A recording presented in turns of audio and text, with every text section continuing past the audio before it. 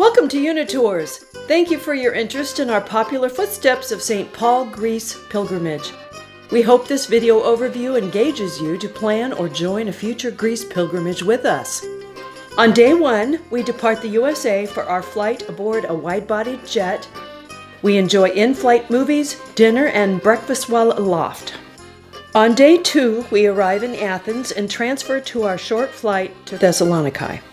On arrival, we are met by our tour manager and enjoy a short sightseeing tour of this famous port city aboard our air-conditioned motor coach. We drive through the old town to see the place where St. Paul preached the gospel to the Thessalonians. We then visit the St. Demetrius Church, the White Tower, and the Arch of Galerius. A tradition while on pilgrimage is to enjoy a welcome dinner as a group your first evening together. Finally, we enjoy a restful sleep at our hotel. On day 3, our full-day excursion takes us along the ancient route of St. Paul through mountain passes and plains on the traces of old Ignatia Avenue. We continue to ancient Philippi, where St. Paul established the first church in Europe. We celebrate an outdoor mass at Philippi at the traditional site where St. Paul baptized St. Lydia, and then continue our short drive to Kavala on the site of ancient Neapolis where St. Paul landed on the way to Philippi. Our day concludes in Thessaloniki. On day 4, we depart Thessaloniki and drive through the plains of Thessaly to visit the legendary home of the mythical Greek gods.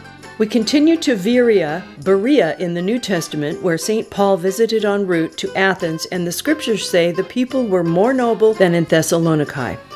We then visit Vergina, a modern town in Greece and the location of the ancient capital of the Macedonians called Aegi. We end our day in Kalambaka. On the morning of day 5, we continue to nearby Meteora, whose pillar-like rocks provide an amazing sight. The Meteora, meaning suspended rocks or suspended in the air, is one of the largest and most important complexes of Eastern Orthodox monasteries in all of Greece. The 6 monasteries are built on natural sandstone rock pillars at the northwestern edge of the plain of Thessaly. We visit 2 of them, then proceed south to the highway to catch a glimpse of Mount Olympus. We travel through the towns of Lamia and Larissa at the conclusion of our day. On day 6, we are transferred from our hotel to the seaport of Lavrio, where we board our cruise ship to the Greek islands and parts of Turkey. This afternoon, we arrive at the island of Mykonos, with its whitewashed houses and winding streets. We enjoy free time to explore this picturesque island, appearing startling white against the multi-hued sunset. On the morning of day 7, our ship docks in Kusadasi, known as Ephesus in ancient times. Our first stop is Mary's house. Early Christian tradition believes that at his crucifixion, Jesus entrusted the safety of the Virgin Mary to St. John the Evangelist. St. John moved Mary to Ephesus for safety, and she lived there with St. John following the resurrection. Some of the most spectacular ruins of the world are to be found in Ephesus, the early Christian city to whom St. Paul wrote his famous epistle. Together with our tour guide, we will pass the Magnesian Gate. Traces of the Hellenistic, Roman, and early Christian periods are scattered everywhere, including the Library of Celsus, Hadrian's Temple, and the Great Theater. We return to our ship for lunch and continue our voyage to Patmos, which was considered sacred and is often referred to as the Jerusalem of the Aegean. It was here that the evangelist St. John received the inspiration for the apocalypse we read about in the book of Revelation. Our excursion visits the monastery of St. John, a huge fortress-like building dating from the 11th century. We return to our ship for dinner and overnight. On day 8, we arrive at Crete. We visit the ancient city of Knossos, with constant habitation from the Neolithic era until the 5th century AD. It is, without a doubt, the land that gave birth to the first civilization of Europe, the Minoans. We visit the excavations first begun in 1878 by Herculon Minos Kalakarinos and later by the British explorer Sir Arthur Evans. We return to our ship for lunch while sailing on to the island of Santorini. Santorini was once thought by many to be the lost continent of Atlantis. Here we visit Oia village. En route, we admire the panoramic view of the Aegean Sea and neighboring islands.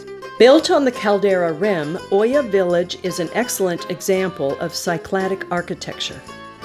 We explore the area, walking along the cobblestone streets and the whitewashed houses with blue shutters. Our excursion ends in Fira, where our guide will show us the way to the cable car, taking us back down to the ship. On the morning of day 9, we disembark and drive along the coastal highway to Corinth with a splendid view of the Aegean Sea. We visit the ruins of Corinth, where St. Paul worked with Aquila and Priscilla. We also visit the first century shops, the Roman Agora, the Temple of Apollo, and other sites nearby. We return to Athens for a visit to the legendary Acropolis. We see the chief jewel of the Acropolis, the Parthenon. Beneath the Acropolis is the Areopagus, or Mars Hill. This is where St. Paul made his famous Men of Athens speech, revealing a considerable knowledge of the Greek philosophy and character. Tonight we explore the culinary delights of Athens and enjoy our farewell dinner. On day 10, we transfer to the airport for our return flight home, filled with memories sure to last a lifetime. We hope you enjoyed this video overview of our popular Footsteps of St. Paul, Greece pilgrimage. We trust it showcased the spiritual and cultural beauty of this pilgrimage and the comfortable pace each day follows.